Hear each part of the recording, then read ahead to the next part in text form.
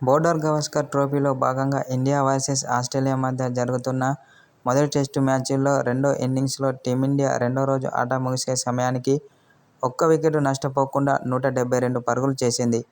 Team India batting చూసుకున్నట్లయితే యశస్వి జైస్వాల్ 90 పరుగులు చేయగా కేఎల్ రాహుల్ 62 పరుగులు చేసి నాటౌట్గా నిలిచి క్రీజులో ఉన్నారు. అనంతరం టీమిండియా ఆటగాళ్లపై రికీ పాంటింగ్ కీలక వ్యాఖ్యలు చేశాడు.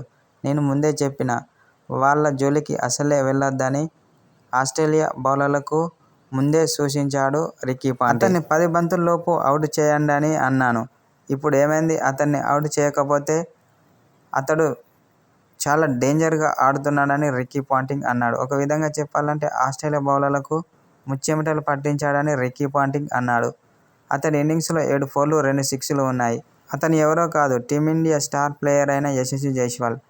అతన్ని 10 బంతుల్లోపు అవుట్ చేస్తే మంచిగా ఉండు అని రికీ పాంటింగ్ పేర్కొన్నాడు.